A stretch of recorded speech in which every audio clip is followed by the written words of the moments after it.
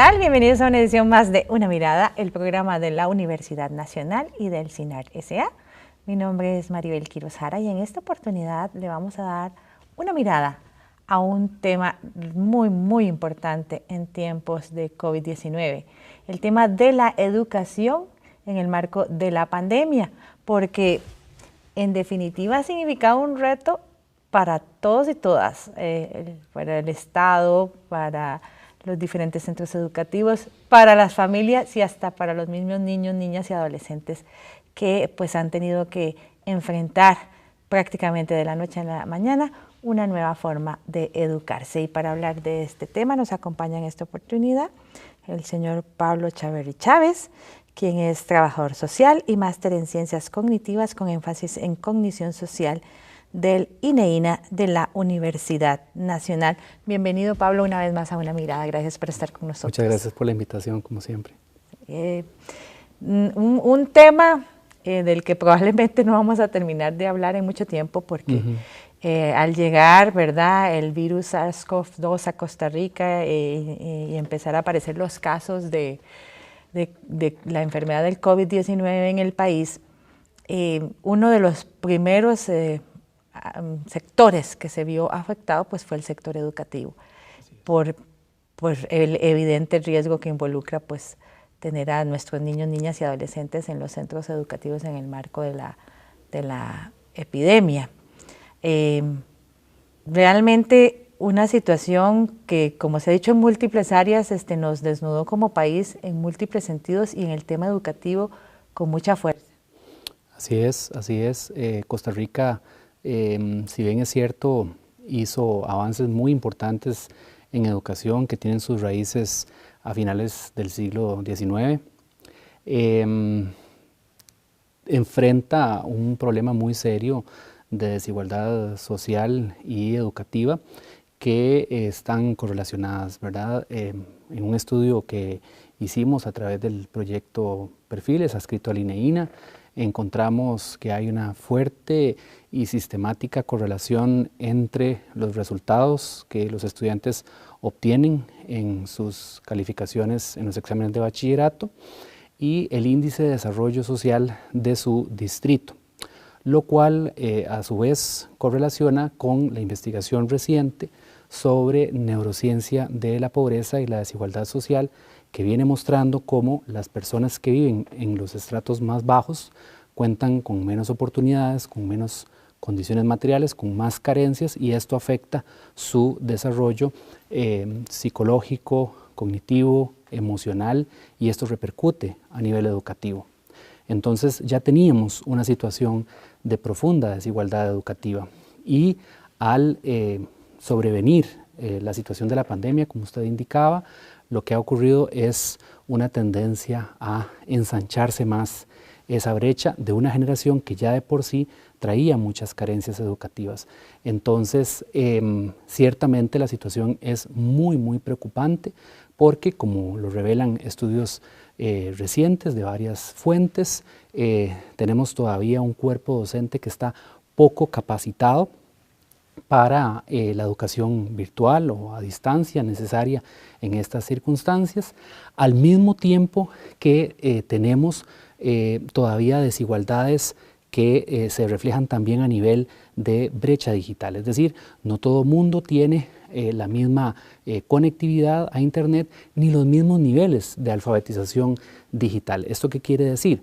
Básicamente que no se trata solamente de tener acceso a Internet y una computadora, sino que también necesitas apoyo de los padres, madres y las personas que están a cargo del cuidado de las personas en proceso de escolarización básica. ¿Y qué es lo que tenemos? Bueno, que enfrentamos entonces brechas que se añaden a las que ya teníamos, porque, por ejemplo, si el niño tiene no solamente problemas de baja conectividad, sino además un padre con una baja alfabetización tecnológica, va a tener una dificultad añadida para enfrentar esta nueva modalidad educativa de lo que llamamos ahora presencialidad remota. Sí, y los números que se revelaron recientemente, ¿verdad?, a 6 meses de la pandemia en Costa Rica, realmente nos nos preocupan como país, como padres y madres de familia, como sociedad, incluso para todo el sector educativo debe ser preocupante saber que se le ha perdido prácticamente el rastro a cerca de 90.000 estudiantes y hay más de 2.000 docentes que han simplemente reconocido que no cuentan ¿verdad? Con las habilidades y las herramientas para dar clases virtuales. Además de la enorme brecha que ya era evidente, como usted dice antes, pero ahora, ¿verdad? Simplemente nos saltó así al frente la gran brecha educativa que hay entre los centros educativos privados y los públicos. Ciertamente, sin duda alguna, hay centros educativos privados que han podido en tiempo muy corto diseñar sus propias plataformas digitales, que han podido dar capacitación rápidamente a sus docentes, pero también, como decíamos antes, en familias donde los padres tienen la posibilidad de hacer teletrabajo, de estar allí con sus hijos y de poder cofacilitar su proceso educativo. Entonces, ¿qué es el fenómeno que se está dando? Bueno, que no es una brecha general, sino que más bien deberíamos hablar de un conjunto de brechas que se van sumando y tienden a amplificar este fenómeno de desigualdad. ¿Qué podemos pensar sobre esto a futuro? Bueno, muy probablemente que esa brecha que ya traíamos se va a ensanchar. Cuando hagamos, digamos, los estudios posteriores a este proceso pandémico, muy probablemente vamos a encontrar una brecha amplificada y una generación que va a ir avanzando con esas carencias, porque en educación el tiempo cuenta muchísimo, ¿verdad? La educación es un proceso acumulativo a través de la vida y los primeros años tienden a tener más peso en lo que ocurre posteriormente y son precisamente esos niveles donde la encuesta reciente del Ministerio de Educación y el Programa de Estado de la Nación encontró que los docentes tienen los niveles más bajos de alfabetización tecnológica y además donde por los niveles de interactividad es más difícil poder trabajar a distancia. Entonces tenemos un conjunto de retos añadidos que nos hacen pronosticar un incremento de esta desigualdad educativa, lo cual a su vez predice un incremento en la desigualdad social y económica. Sobre ese tema ya de por sí veníamos hablando de que había debilidades importantes en el currículo, ¿verdad?, de la formación docente en las diferentes universidades. Incluso ya había llamados de atención en el sentido, ¿verdad?, en esta y otras profesiones, no solo en la docencia, ¿verdad?, sí, en varias profesiones, en el sentido de que incluso pensar en hacer exámenes de incorporación y demás, y se venía hablando de eso, pero el tema de la tecnología no era uno de los ejes prioritarios, digamos, de la discusión. Ahora sí. Yo pienso que, aunque como usted muy bien señala, ya existían algunos informes y algunos trabajos que venían advirtiendo sobre el tema de la brecha digital, el efecto que tuvo la pandemia fue de alguna forma acelerar ese proceso y obligar a toda la sociedad exactamente a ponerse al día. Es decir, ya no era una cuestión opcional, ¿verdad? Ya de pronto ya no había opción al papel, ya no había opción a la presencialidad física y teníamos inmediatamente que adaptarnos a una nueva realidad. Entonces, en ese momento, aquellas personas que estaban capacitadas, que contaban con los recursos, la tecnología, la capacitación, podían enfrentar de mejor manera este proceso, mientras que aquellas instituciones educativas en todos los niveles, ¿verdad?, que estaban, digamos, más distanciadas de estos procesos, obviamente se enfrentaron a una realidad donde estaban sin las herramientas necesarias para este reto que se enfrenta. Entonces, coincido en que es fundamental que lo tecnológico se entienda no solamente como una medida de emergencia, sino como una nueva realidad que llegó para quedarse, ¿verdad? Como muchos han señalado, no es que esto vino y se va a ir, sino que posiblemente vamos a seguir enfrentando una realidad donde los medios digitales van a tener una importancia prevaleciente y creo que lo que tocaría ahora es que como sociedad aprendamos a manejar esta nueva relación, tanto desde el punto de vista de sus oportunidades, que son muchísimas sin duda alguna, pero también desde el punto de vista de sus peligros que también existen. Sí, y también pues lleva a replantear el tema de la interacción en el aula, que ahora es virtual, ¿verdad? Porque también afloran, ¿verdad?, una serie de nuevas necesidades del estudiantado, ¿verdad? Tal vez antes con la presencialidad había cosas que eran más fáciles de manejar, por decirlo de alguna forma, pero en la modalidad virtual es todo un reto, ¿verdad? Mantener la atención de chicos y chicas durante determinado tiempo, cuando están en sus casas, en ambientes que apuesto que la mayoría no son los más óptimos, y para trabajar no lo son, ahora imagínense para recibir lecciones. Claro, y además considerando que si tenés una buena conexión a internet, eso significa que te puedes conectar a cualquier cosa, no solamente a las clases virtuales, sino también a cualquier otra clase de recursos, siendo que los docentes no pueden supervisar lo que los niños están haciendo en sus computadoras y a veces los padres tampoco dan, digamos, la suficiente supervisión. En este sentido, me gustaría destacar los resultados de una encuesta reciente que se llama Kids Online, en la que participó el Instituto de Investigaciones Psicológicas de la UCR junto a varias instituciones, donde encontraron un resultado que me llamó mucho la atención, y es que encontraron que las habilidades digitales de adultos y niños andan en un nivel muy similar. Entonces uno se pregunta, ¿cómo pueden esos adultos guiar en este nuevo proceso a esos niños si sus habilidades son casi iguales o incluso inferiores en algunos casos? Porque estamos hablando de personas que son lo que llamamos migrantes digitales versus una generación que es nativa digital. Entonces, más bien, el efecto ya no sería el de que el adulto sabe y el niño no, sino más bien al contrario, siendo que entonces el adulto ya no está en capacidad de dar una guía apropiada en ese nuevo ambiente educativo.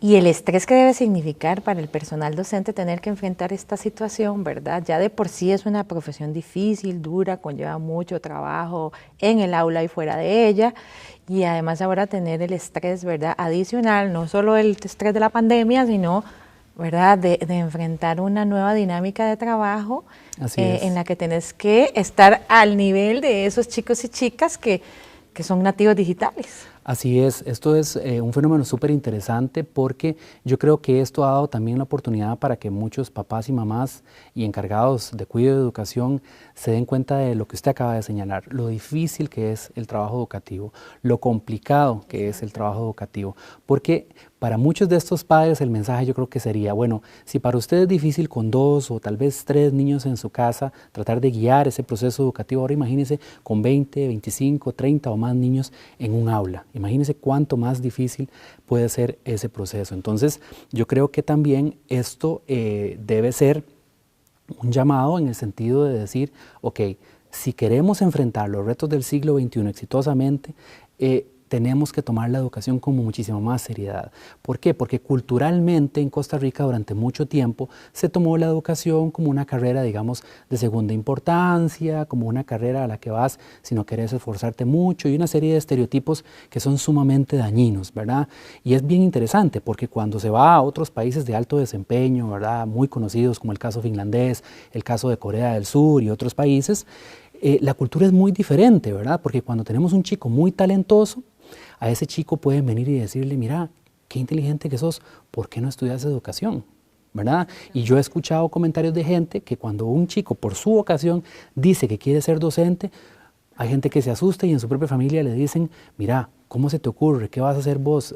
Jamás la educación. Entonces es como un doble discurso. Públicamente reconocemos que la educación es algo importantísimo, ¿verdad? Y cada vez más importante en esta sociedad de la tecnología, la información y el conocimiento, pero por otro lado, inhibimos las vocaciones pedagógicas en nuestras nuevas generaciones. Entonces, se crea ahí un efecto de contradicción. Y precisamente sobre esos retos de la educación que ya de por sí enfrenta el país, pero que con el tema de la pandemia pues se han incrementado, buscamos una declaración de la señora Giselle Cruz, ministra de Educación Pública, quien hace un resumen sobre los esfuerzos que ha hecho el MEP para asegurar que se mantenga el proceso educativo de niños, niñas y adolescentes en Costa Rica.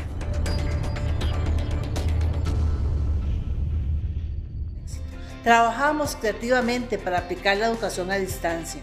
Debemos establecer con nuestro estudiantado vías de comunicación que se amolden a las opciones tecnológicas de lo que disponemos. Aprendo en casa es una estrategia que integra recursos tecnológicos y acciones a distancia para poder apoyar a las familias en la continuidad del estudio como respuesta al derecho a la educación. La fecha de regreso a la modalidad presencial todavía no es certera y dependerá de la evolución de la emergencia. Gracias a un importante esfuerzo que hemos logrado garantizar la alimentación para todas las personas estudiantes y tal como lo hicimos con los alimentos, ahora llegaremos con la educación hasta donde ustedes estén. Tenemos una plataforma moderna, virtual, a la que pueden acceder todos los educadores por medio de sus cuentas de correo con diferentes recursos para mantener la relación docente-estudiantado. Hemos creado programas de televisión, de radio, guías de trabajo autónomo, cursos de formación docente.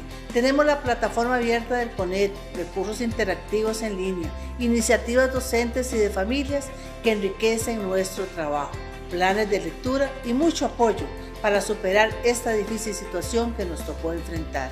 Sabemos que existen zonas con poco o ningún acceso a internet ni a dispositivos móviles. Entonces, en esos lugares se entregarán materiales impresos o en formatos digitales, también como libros para preescolar, primaria y secundaria. Eso es nuevo para todos, por eso aprovecharemos la semana del 13 al 17 de abril para capacitar a los docentes para que desarrollen o fortalezcan sus habilidades en la educación virtual y a distancia, y así mantener el contacto con sus estudiantes y generar el aprendizaje. Trabajamos una guía de articulación de manera que cuando entremos de nuevo a clases podamos enfocarnos en contenidos claves. Sabemos que el mayor de nuestros esfuerzos nunca será suficiente para sustituir la presencia del docente en una clase, la interacción y el desarrollo emocional.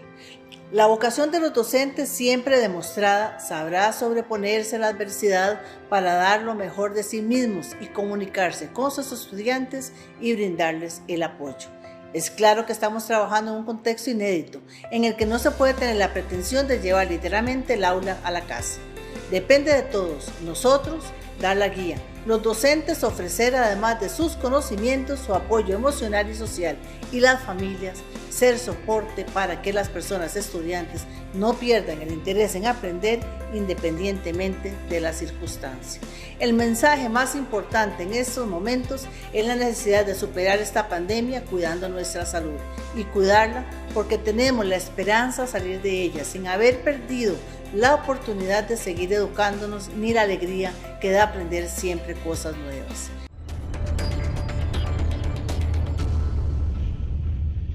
Si múltiples eran los retos, ahora son más. Y uno de ellos, precisamente usted lo mencionó y quiero dedicarle un espacio, es el tema de la participación de la familia en general, independientemente de la figura, ¿verdad?, que tienen en el proceso educativo de niños, niñas y adolescentes, porque para todos es conocido que hay mucha gente que simplemente considera que eso es trabajo de la escuela o del colegio y que pues el aporte familiar pues no debe ser mucho, incluso muchas personas abogan por el hecho de que el proceso educativo debe ser casi que independiente, o sea que la persona, niña, niño, adolescente tiene que desarrollar en el centro educativo las habilidades para enfrentar el proceso educativo sin que tenga que tener ninguna supervisión.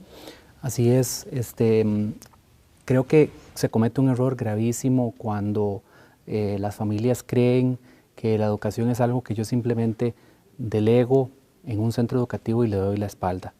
La educación no es solamente el proceso de alfabetización, la educación no es simplemente aprender a leer, escribir y las matemáticas básicas, eso es parte fundamental del proceso educativo, pero no es solamente eso, ¿verdad? Y ciertamente, como lo dice una frase que me gusta mucho, para educar a un niño se requiere un pueblo entero y eso involucra a la escuela, eso involucra a la familia, eso involucra a la comunidad, eso involucra que todos entendamos que los niños y niñas de nuestras comunidades de alguna manera son responsabilidad de todos y todas. Porque cuando no lo vemos así y cuando lo vemos como algo que es responsabilidad del Estado, empezamos a tomar más bien una actitud abandónica y de desresponsabilizarnos de algo que necesariamente requiere el concurso de todos los sectores de la población. Y en este caso, sin duda alguna que el efecto familiar es importantísimo desde el punto de vista evolutivo y de desarrollo. Para cuando un niño ingresa al preescolar, ya han pasado miles de días con su familia. Ese niño ya llega con todo un proceso de socialización y de falta o mucha estimulación. Hay una investigación muy interesante sobre lo que se conoce como la brecha lingüística o la brecha de estimulación lingüística, que consiste en analizar cuál es la cantidad de palabras y los tipos de interacciones que se dan entre niños y sus padres, sus familias, sus adultos, y se ha encontrado que hay una relación muy fuerte entre la cantidad de palabras que se dicen y la cantidad de interacciones que hay a nivel conversacional entre niños y adultos y las habilidades de alfabetización emergente, es decir, el conjunto de condiciones cognitivas, emocionales y de aprendizaje que los niños llevan para iniciar el proceso de lectoescritura. Y se ha encontrado que aquellos niños que vienen de ambientes ricos en estas interacciones, tanto cualitativa como cuantitativamente, luego tienen mejor desempeño en el proceso educativo. Una de esas áreas específicas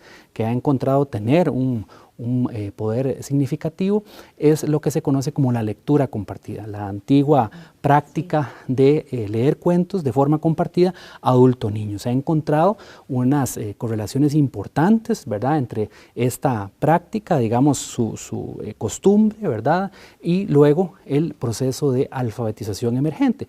¿Dónde ocurre esto? Bueno, en el hogar. Una maestra de español me lo decía de forma muy clara. Desde el momento en que yo tomo un libro de cuentos y lo abro frente a mis niños, ya puedo ver en sus caritas quiénes están acostumbrados, quiénes están familiarizados con esa situación y para cuáles aquello es una cosa totalmente extraña.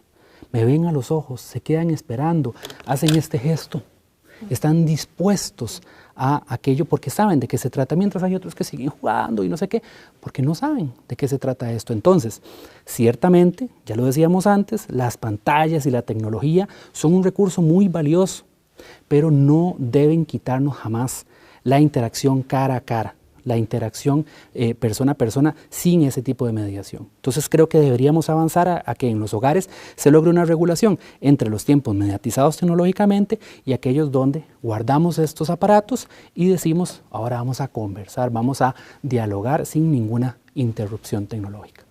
Y en definitiva el reto mayúsculo que enfrentamos como país y como sociedad, el tema del rezago educativo, porque si bien el MEP, ¿verdad?, las y los docentes, padres y madres de familia, niños, niñas y adolescentes están haciendo un esfuerzo extraordinario por mantener el proceso educativo, pues evidentemente el rezago se va a dar.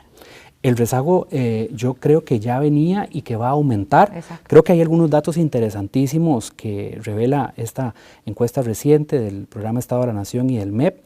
Por ejemplo, se tiene que antes de la pandemia un 67% de estudiantes de la región central tenían internet en su hogar.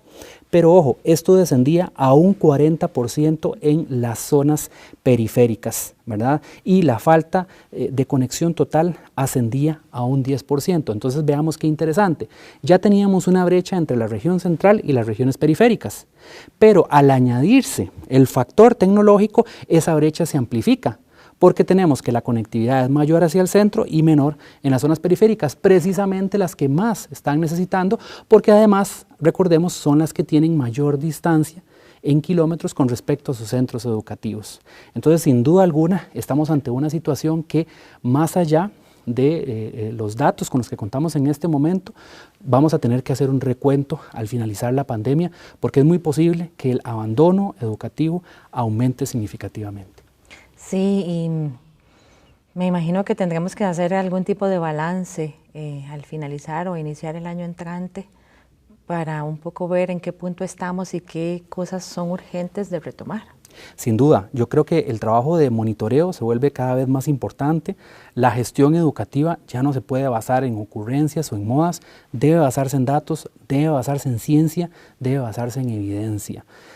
¿Cuáles son el tipo de prácticas que vamos a privilegiar? ¿Cómo vamos a hacer la mediación tecnológica? ¿Cómo vamos a dar ese proceso de recuperación? ¿Cómo vamos a tratar de que esos niños, niñas y adolescentes que han dejado el sistema educativo regresen cuando pase la pandemia? Eso va a requerir toda una estrategia, pero eso no se debería basar en las ocurrencias de alguien desde un escritorio, sino en la mejor evidencia científica. Y eso, en mi opinión, implica necesariamente que las universidades universidades, que son centros de generación de conocimiento y de investigación, y el Ministerio de Educación y las instituciones involucradas en los procesos educativos tengan una mayor conexión. No es posible que se genere conocimiento y eso quede en los ámbitos académicos y que por otro lado los ámbitos ejecutivos no observen o no consideren esa investigación. Debemos acercar estos dos espacios para que a través de esa comunicación podamos diseñar estrategias a la medida que analicen apropiadamente las necesidades y puedan dar no solamente una respuesta oportuna y adecuada, sino también una respuesta que tenga un pronóstico de ser más eficaz. Sí, y precisamente ese es el tema que vamos a abordar en el siguiente bloque. Muchas gracias a Pablo Chaverri por acompañarnos en este primer bloque de Una Mirada. Quédese con nosotros que ya volvemos con más de este tema de educación en tiempos de pandemia.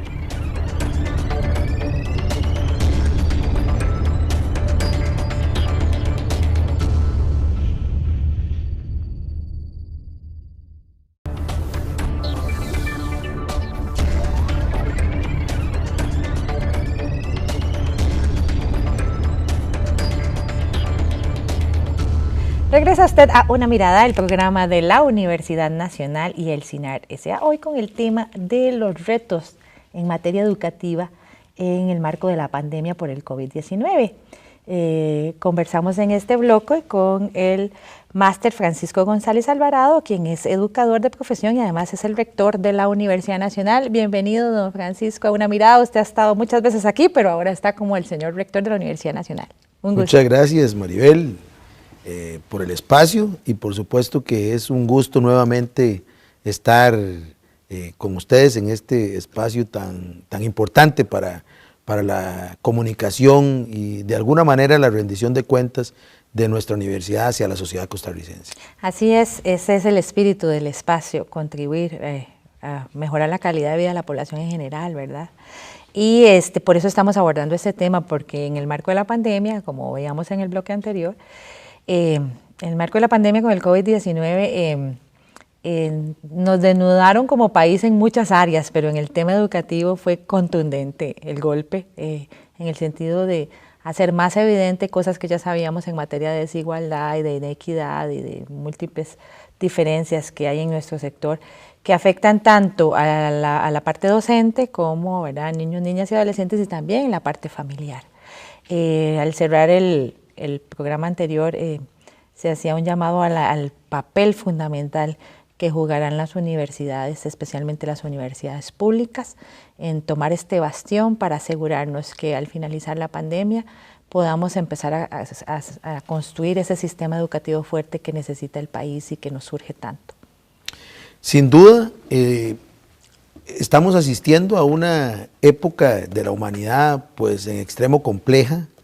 La humanidad no es la primera vez que ha pasado por una situación de esta naturaleza. Hemos tenido a lo largo de la historia social muchísimas pandemias. Sin embargo, esta, pues cuando nos toca vivir a nosotros como actores de la historia, pues por supuesto que representan mayores impactos y una percepción pues diferente, especialmente porque también en el contexto actual los medios de comunicación, el desarrollo científico-tecnológico, pues no solo hacen que la pandemia tenga una dimensión no estrictamente personal, sino también mucho más planetaria, sino también que las mismas formas de propagación de la pandemia están también asociadas a estos mismos desarrollos científico-tecnológicos. Es decir, el mundo es cada vez más pequeño y está más interconectado, es decir, hiperconectado, no solo a través de los medios de comunicación y de las redes sociales, del impacto tecnológico, sino también en la forma en la cual nos desplazamos y nos comunicamos en el planeta. Es decir, hace 50 años las posibilidades de que las personas viajaran y tuviesen contactos con otras regiones eran mucho más limitadas que las que hoy tenemos. El tráfico de personas y mercancías a nivel mundial en los últimos 50 años ha crecido de manera exponencial y eso lo que nos revela es que tenemos un mundo cada vez más pequeño en términos de la interconectividad entre las personas. Eso es un factor que sin duda también ha contribuido a la forma en la cual enfrentamos y propagamos, en este caso, la pandemia provocada por el COVID-19. Sí, el impacto ha sido realmente importante, como mencionaba usted ahora antes de iniciar esta entrevista, solo en el ámbito latinoamericano, y por supuesto pues Costa Rica no es la excepción. Realmente es importante empezar a valorar esos números para tomar acciones inmediatas una vez que sea posible. Claro, y ahí en el caso de la educación, como usted llamaba la atención hace unos minutos, hay un estudio que recientemente presentó la UNESCO y la CEPAL sobre el impacto en la educación de la pandemia. Y los datos son realmente muy provocativos y a la vez alertadores. Se calcula que cerca de 1.200 millones de estudiantes en el mundo están fuera de sus aulas y están recibiendo clases en sus casas, o el servicio se ha trasladado fundamentalmente a través de medios de presencialidad remota. De esos 1.200 millones, para el caso de América Latina, nosotros tenemos una cifra cercana a los 160 millones. En otras palabras, en América Latina, 160 millones de estudiantes, de personas estudiantes, no están en las escuelas.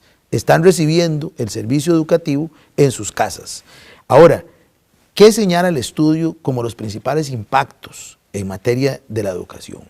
5 aspectos señala que me parece que son relevantes de comentar. El primero es que el impacto número 1 es en la disminución de los contenidos de aprendizaje.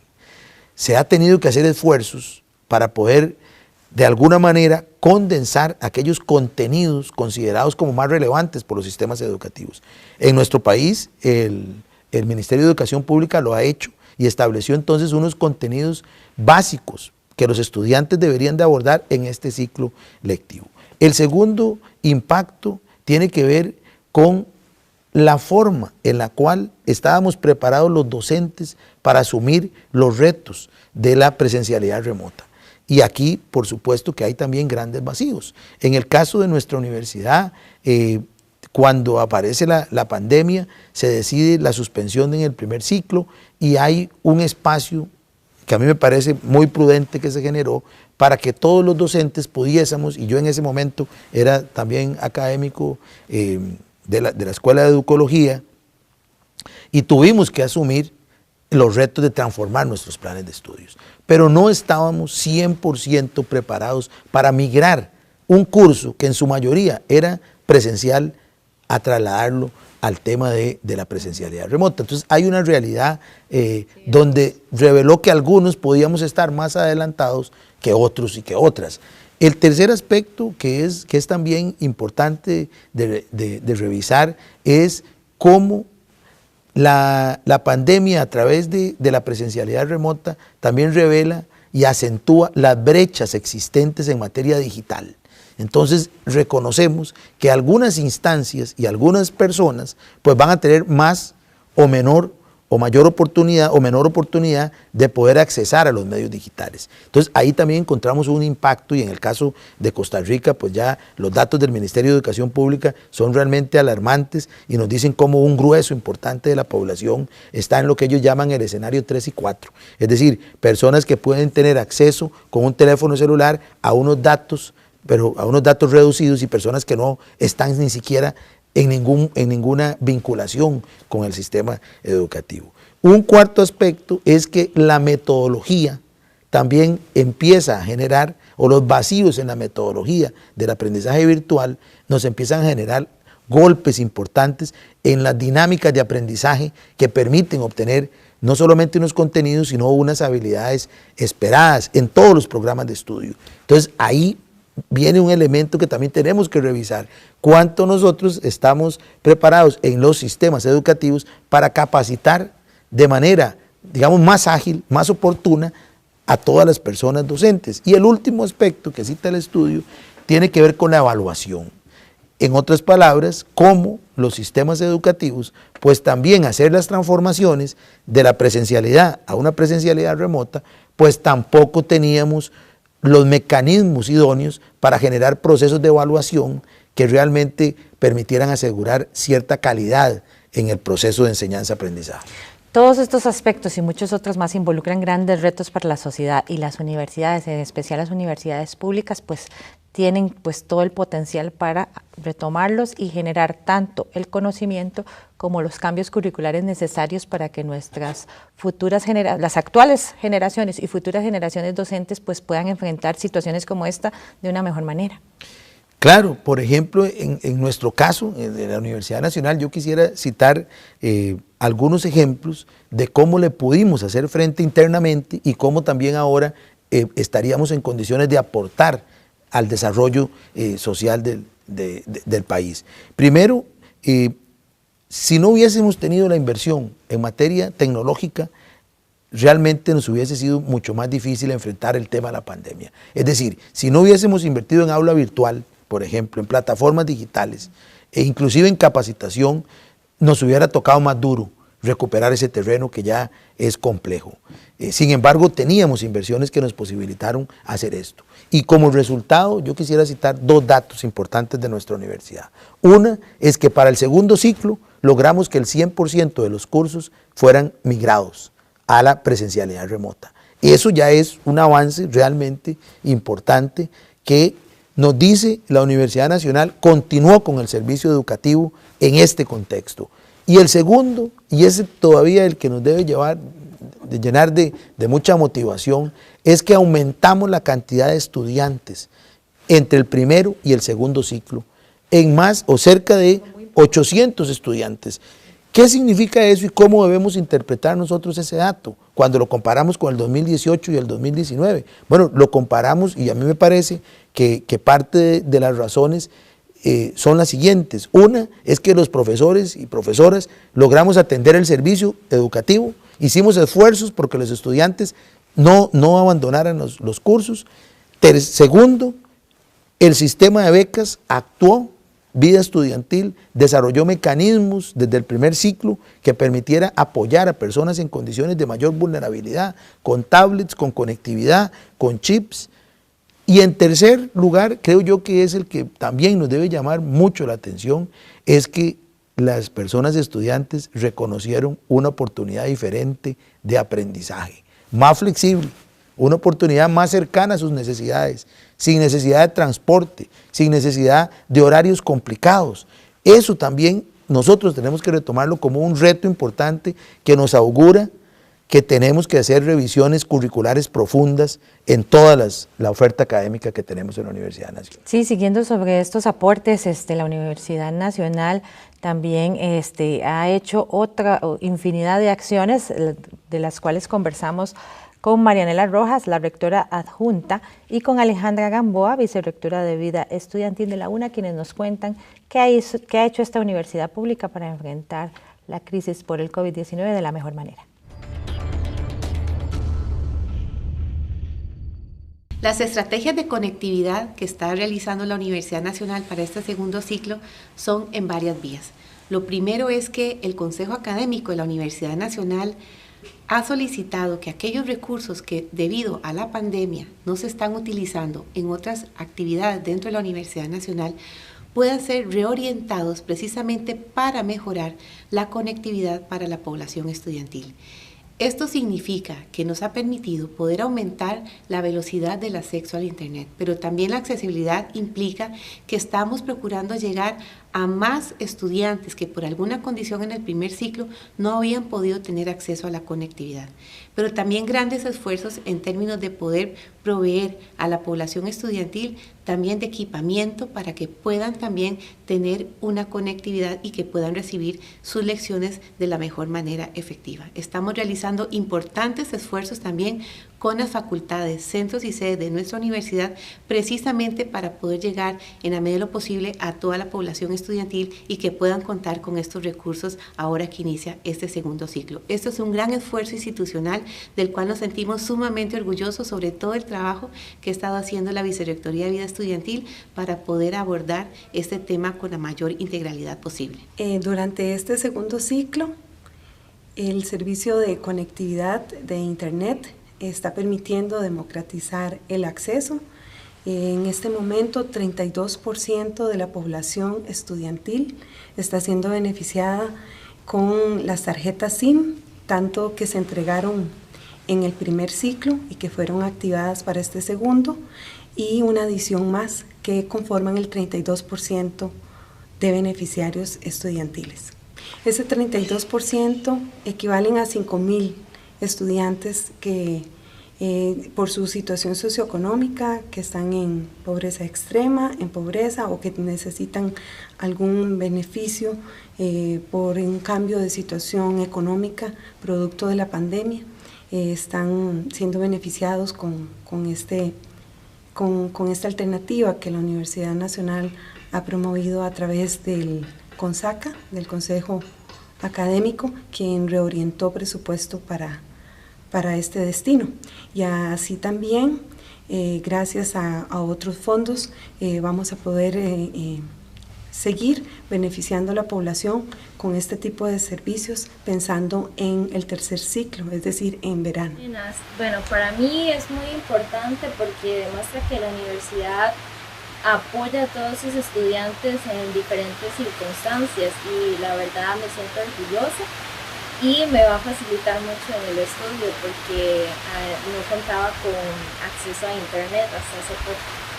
Bueno, acá como pueden ver yo vivo en un lugar bastante montañoso y la señal es bastante mala, a veces me quedo sin internet todo el día, entonces la única forma el semestre pasado que tenía para conectarme era mediante el chip que nos dio la universidad. Primero para lo más importante, que es para poder conectarme a las clases virtuales de la universidad y para hacer trabajos y muchas cosas. Bueno, para mí es un medio para poder conectarme a las clases virtuales, ya que en nuestra casa no tenemos wifi. Entonces, gracias al chip y la conexión a internet podemos lograr conectarnos a las clases y realizar los trabajos. Es demasiado importante para poder seguir con mis estudios debido a la situación de la pandemia, el teletrabajo y continuar los estudios con la presencialidad remota se dificulta con lo que es el acceso a internet. Entonces este chip es demasiado importante para mí, en mi caso, porque me va a facilitar poder seguir con mis estudios.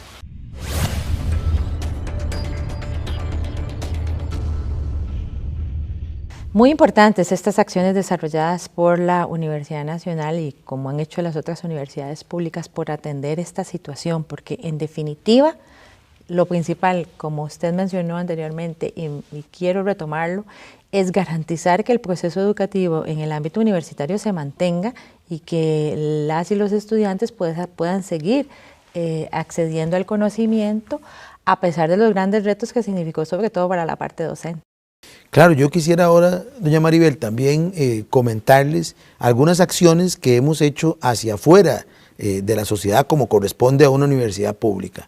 Una de ellas que ha resultado de verdad con mucho impacto es que a través de la Escuela de Matemáticas y la División de Educología se generaron cursos gratuitos para nivelación de los estudiantes de secundaria, de los últimos años de educación secundaria, para la enseñanza propios de la disciplina de las matemáticas. Y generamos una muy buena cantidad de cursos y se nos llenaron prácticamente en el primer día. Ahora estamos coordinando para ver de qué manera podemos abrir nuevos cursos, también cómo poder hacer extensivo a otras áreas asociadas con la enseñanza de las ciencias, por ejemplo, como una forma de presencia y de respuesta y de aporte a la sociedad de parte de la universidad, unido por supuesto que a un conjunto también de actividades más amplias, propuestas para la reactivación económica, por ejemplo, organizadas por una comisión que generó el Consejo Universitario, protocolos que desde compañeras y compañeros del IRET están sirviendo hoy en día para la atención de las personas en cuidados intensivos, ¿verdad? De igual forma, aportes prácticamente a diarios desde la Escuela de Medicina Veterinaria a través de los compañeros profesores e investigadores especialistas en virología, por ejemplo. De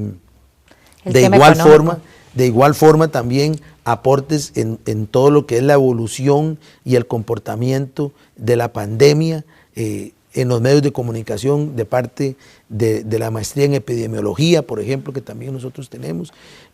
Y así un sinnúmero importante de acciones. Por ejemplo, en el INEINA también se están desarrollando investigaciones que nos permitan determinar cuál es el impacto en los niños y en las niñas, ¿verdad? Cómo lo están viviendo estas personas en los lugares, en sus casas de habitación, por citar algunos de las formas, de las tareas que estamos nosotros enfrentando como universidad y aportando también a la sociedad costarricense. Sí, un aporte también bastante fuerte en el tema de económico-social que nos ha golpeado fuertemente al país. Sí, allí, por ejemplo, un estudio que se organizó desde la Escuela de Planificación y Promoción Social sobre los escenarios de la Costa Rica en el 2040, es un estudio que ha tenido también un impacto importante, inclusive a nivel de tomadores de decisiones gubernamentales, Ministerio de Planificación, Ministerio también de la Presidencia. Es un estudio muy interesante donde a partir de una metodología de enfoque prospectivo, nosotros nos planteamos cuáles son los escenarios de la Costa Rica en los próximos 20 años, hacia dónde es que con las acciones de hoy, que estamos tomando hoy como sociedad costarricense, nos llevarían hacia el 2040. Y me parece que es un informe muy reflexivo, ¿verdad? Muy sugerente de que tenemos que tomar cambios para apostar a un escenario de una Costa Rica donde todos queramos vivir el resto de nuestras vidas, que es el escenario apuesta que plantea este estudio. Por supuesto que no quisiéramos generar en el 2040 el escenario de una Costa Rica para unos pocos, ni tampoco un escenario para una Costa Rica que ofrece lo que no tiene, o un escenario para una Costa Rica que puede catalogarse una sociedad con el sueño perdido. Entonces, miren que estos son los 4 títulos que hacen el análisis de esta investigación y que apuesta por uno, y es, insisto, el escenario de la Costa Rica en la que yo quiero vivir el resto de mi vida, porque es una Costa Rica menos desigual, con más oportunidades, con más perspectiva de desarrollo, y en ese sentido ese estudio nos ofrece pistas importantes. Ahora, entre los retos que en materia educativa se vienen estudiando en el país, no de ahora, sino desde hace mucho, está el tema precisamente del currículo de la formación docente. Las universidades públicas han insistido mucho en ese punto, ¿verdad?, de que debe revisarse tanto en lo público como en lo privado para responder a las demandas actuales de la población. Y con el tema de ahora, ¿verdad?, de la pandemia, el tema tecnológico, la brecha digital, ha quedado en evidencia que realmente hay que poner el dedo en la llaga en este sentido y pues poner más en práctica esas recomendaciones que la universidad pública viene dando desde hace mucho tiempo. Claro, ahí por ejemplo, en materia de grandes retos del sistema educativo en general y del universitario en particular, yo quisiera citar algunos. Por ejemplo, este tema del COVID nos ha adelantado, de verdad que una discusión que hemos tenido postergado o que hemos abordado tímidamente, y es la innovación curricular en el amplio sentido de la expresión. Si la innovación curricular significa que tenemos que reconocer nuevos escenarios de aprendizaje, una nueva cultura del aprendizaje, nuevas competencias, nuevos contenidos, y por lo tanto tenemos que reconocer igual nuevas posibilidades de empleo. Entonces allí es un reto que abarca a todos, al sistema público, primaria, secundaria, y al sistema superior también. Nosotros nos hemos empeñado en trazar una ruta para los próximos 5 años que nos asegure la innovación curricular en todas las carreras que tenemos en la universidad, y que esta innovación curricular en el ámbito de la universidad pública obligatoriamente tiene que pasar por ser más flexible, por integrar más los currículos, por incluir mucho más procesos de investigación articulados a toda la formación, más tecnología, segundos idiomas, incluir un apartado grande de lo que se reconocen hoy como modelos curriculares centrados en la STEM, ¿verdad?, en el área de la ciencia, la tecnología, la matemática, el arte inclusive, ¿verdad?, más empleabilidad, más servicio social de los estudiantes en el ejercicio de su propio aprendizaje, más vinculación con el mundo laboral, y por supuesto en un contexto de formación humanista que es la que nos corresponde como universidad. Entonces ese es un reto central para las universidades, diría yo en general, y el sistema público también. Sí, y generar también, seguir generando, por supuesto, ese conocimiento que usted mencionaba, por ejemplo, en el INEINA de la Universidad Nacional, sobre, ¿verdad?, esas necesidades de niños, niñas y adolescentes, esas diferencias en las generaciones, ¿verdad?, en la dinámica del aula, que ahora con el tema virtual, pues, quedan más en evidencia, porque es un grandísimo, si ya es un reto para un docente, manejar grupos de 25, 30, 40 estudiantes, ahora imagínense lo que puede significar hacerlo en el espacio virtual.